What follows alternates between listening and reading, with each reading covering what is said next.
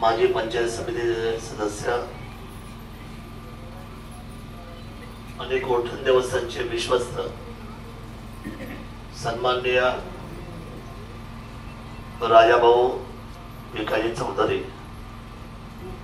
यांना अखेरचा निरोप देण्यासाठी लोकनेते खासदार निलेशजी लंके साहेब,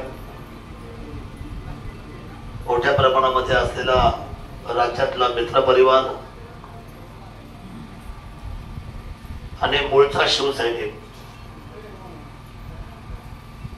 मोठ्या संख्येने महिला भगिनी, विविध क्षेत्रातील मान्यवर, उपस्थित सर्व दुःखित बंधू आणि भगिनींनो, मी पहिल्यांदा इतक्या वेळ बसलोय एका जागेवर. त्याच्या पाठीमागचं कारण असेल, तशा 2 दशक्या करून आलोय मी येताना, पण बसावं लागलं. त्याचं कारण आहे, ज्यांनी अनेकांच्या डोक्यावर सावली दिली, ज्यांनी अनेकांचे संसार उभे केले, ज्यांनी उभ्या आयुष्याचा आपला वेळ समाजासाठी घालवला, मग अशा व्यक्तीसाठी नाही थांबायचं, मोकळं चढायचं. राजाभाऊ मला चाहते होते, मतदार नव्हते माझे, पण हितचिंतक होते आणि आडाचे शिवसैनिक होते. 2009 तिकीट माझी कापली, जी लोक मला खिन्न करून माझ्या समोर बसले ते उदास चेहऱ्याने, त्याच्यामध्ये राजाभाऊ पण होते. 2014 वर मी निवडणूक मनसेच्या चिन्हावर लढलो, कारण मी संघर्ष योद्धा आहे, निलेश संघर्ष योद्धा आहे. आमच्या सारख्या लोकांना सहज नाही राजकारण. तुम्हाला वाटत का सोपं नाही घेते? राजाभाऊ 2014 मी आमदार झाल्यानंतर शाल घेऊन आले, मोठी शाल आणली शिर्डीवरून.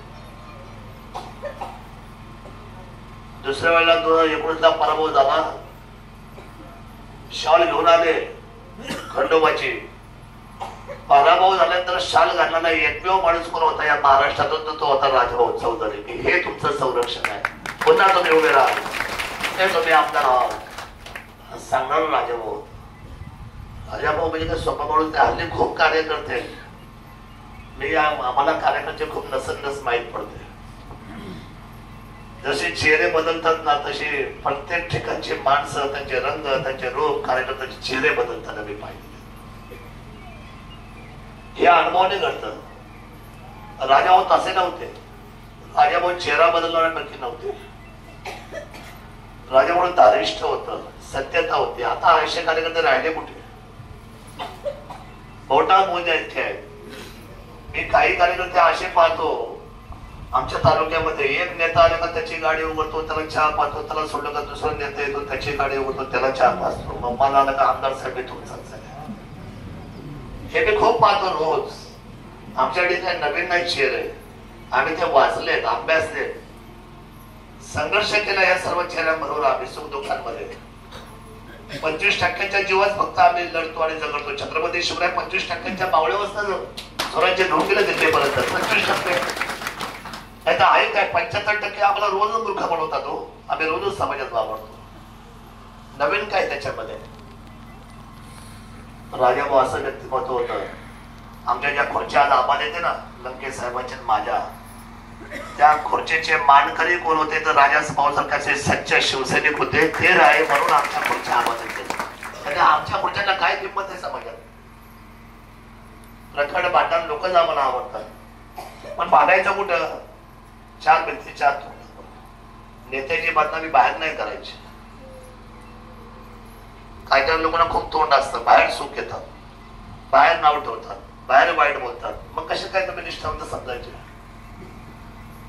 बघा, दहीहंडी जी असते ना, त्या दहीहंडीच्या वरच्या शिखरावर आम्ही असतो दहीहंडी फोडायला. हे मारतो आम्ही टोला खासदारकीचा, झाला आम्ही खासदार. पण सगळ्यात खाली कोण उभा आहे? खालच्या थराला. ते राजाभाऊ चौधरी होते, पण तो टोला बसला विजय, तुम्हाला सांगतो विजयी टोला, आणि ते झाले लोकनेते खासदार लोकसभेचे. म्हणजे आमच्या ज्या खुर्च्या, आमची जी दहीहंडी, त्या दहीहंडीची जरी मनोऱ्यावर आम्ही उंच असू खासदार आमदार म्हणून, पण आमचे खालचे सगळ्या पायातले बैलाचे दगड बनवून काम करणारे काही कार्यकर्ते असतात. सर बोलल्याप्रमाणे हे वास्तव्य आम्ही नाकारणार नाही, केव्हाच नाही. मला खूप सारं प्रेम देणार व्यक्ती, मला आपुलकी जिव्हाळा आणि असं दास बसायचे माझ्या दरवाजात येऊन माझे प्रेम केलं. त्यांनी संबंध काय नसतो, ते शिवसेने म्हणून त्यांनी माझ्यावर प्रेम केलं. आजही तुम्हाला मी सांगतो, या तालुक्याची अवस्था, माझ्या तालुक्याची अवस्था काय विकली नाही. आम्ही हिंदुत्व म्हणून कधीच नाही बदललो, आम्हाला बदलावं लागलं. मी राजेवाला विचारलं, तुम्ही का बरं निलेश लंके बरोबर? म्हणजे ते आमचे शिवसेनेचे तालुका प्रमुख होते अनेक वर्ष. किती वर्ष होते मला माहित नाही. किती वर्ष होते हो? 15 वर्ष होते ते शिवसेनेचे तालुका प्रमुख. हा तालुका अनेक वर्ष शिवसैनिकाला भगवा, शिवसैनिक आणि शिवसेना भगवा सलामी देत होती. परंतु मधल्या काळामध्ये राजकारण वरतून बिघडलं, ते खालपर्यंत आपल्यापर्यंत आलं आणि बिघडलेलं राजकारणाबरोबर आपल्या सगळ्यांना वाहवत जावं लागतं. मग राजेभाऊ मला म्हटले, मला वाहवत जावं लागलं तरी निलेश लंके हेच माझं नेतृत्व आहे, मला त्यांचं काम केल्याशिवाय पर्याय नाही. मला सांगितलं अनेक वेळेला. आणि मला म्हटले की ही परिस्थिती तुमची दादा, की एका बाजूला अजितदादाचा उमेदवार, एका बाजूला पवार साहेबांचा उमेदवार, दोन पवारांचे उमेदवार शिवसेनेत लुप्त झाले आमच्याकडे. जुन्नर म्हणजे शिवसेनेचा बालेकिल्ला, पण लुप्त झाला. माझी सुद्धा अशीच परिस्थिती. जनतेला अपील केलं, काय केलं पाहिजे. लोक मला म्हटली, दादा उभे राहा. आणि राजाभाऊ मला सांगायला आले, दादा एक पाऊल माझं पार्लरमध्ये असेल तर दुसरं पाऊल तुमच्याकडे, पण मात्र इमानदारीमध्ये यावेळेला तुम्ही लढले पाहिजे. जर तुम्ही यावेळेला नाही लढले तो आम्ही नाही तो करेल. आणि ही पहिली निवडणूक मी माझ्या आयुष्यात अपक्ष लढलो. आणि राजाभाऊ सारखे अनेक लोक इथे चित्त होते, त्यांनी या अपक्षाची लढाई महाराष्ट्रात सलामीला गेली. हे राजाभाऊ होते आणि हे धारिष्ठ होतं, म्हणून आमच्यासारखी माणसं आज या समाजामध्ये उभे आहेत. आणि म्हणून मी अनेक वेळा सांगतो, राजकारणाचा बाजार जो झालाय ना आधी या सगळ्या गतिमान आयुष्यामध्ये, त्याच्यामध्ये खरं तर आज पुन्हा एकदा नवीन पाठ व्हायला पाहिजे राजाभाऊच्या निमित्ताने. बघा, आपल्याला डायरेक्ट कुठला नेता वरचा ओळखत नाही, खालचा नेता समजून घेतला पाहिजे. आपण सगळे कोण आपल्याला जीव लावेल, कोण आपल्या सुखात येईल, कोण आपल्या दुःखात येईल.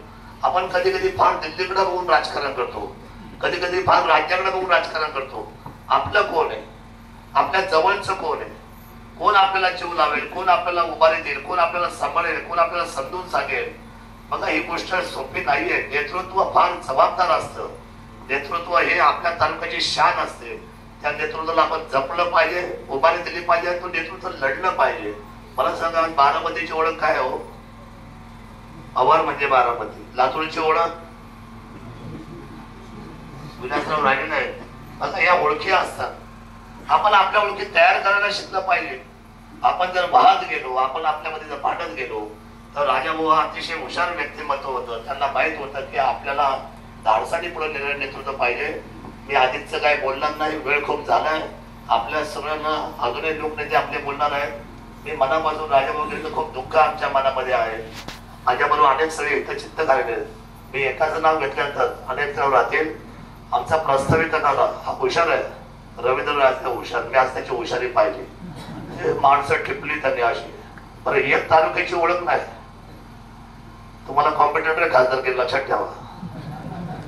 मला सांगा, लोकनेते एवढी माणसं लक्षात ठेवणं सोपं असतं का हो? हा जनाधार असावा लागतो. त्या बिचाराच्या वाढदिवसाला मधल्या काळात मला सरपंच साहेब येताना आलं, कारण एकनाथ शिंदे साहेब आले होते. त्यामुळे आदरणीय त्याच कुटुंबातले आमचं दुसरं व्यक्तिमत्व माऊली चौधरी इथं महाराज इथं उभे आहे. त्याचं दुःख आहे. माझं सुद्धा जडण आपल्या जवळ प्रेमाची आहे. हा जो रस्ता आहे, त्या रस्त्याचा नारळ वाढवून उन्हाळा पावसाळा चालू व्हायच्या आतच राजाभाऊला हा रस्ता मी दिला, असं प्रामाणिकपणे या ठिकाणी सांगतो. राजाभाऊ हा दिलदार माणूस होता. त्याच्यासाठी काय करावं काय नाही जे सांगाल ते आम्ही करू. राजाभाऊसाठी तुम्ही म्हणाल ते आम्ही करू. त्याची सासरवाडी आमच्या कर्जत घराच्या आंधळे परिवारामध्ये आज आंधळे परिवारात दुःख झालंय. आज सर्वांना दुःख झालंय, आपल्या सर्वांना दुःख झालंय. नाव आडनाव पेक्षाही माणूस हा फार महत्वाचा होता. ती माणसातले होते. एकच सांगेल, हिंदवी स्वराज्याला मानवंदना देणारा आणि भगव्या झेंड्याचा शिपाई हिंदू हृदय सम्राट सरसेनापती बाळासाहेब ठाकरेंच्या दरवाज्यातला मानाचा शिवसैनिक गेला याचं दुःख आहे. आणि म्हणून मी आपल्या सर्वांना एकच विनंती करेल, अमर रहे, अमर रहे, अरे अमर रहे, अमर रहे. राजा भाऊला भगवी सलामी देतो आणि थांबतो. जय हिंद, जय महाराष्ट्र, जय शिवराय.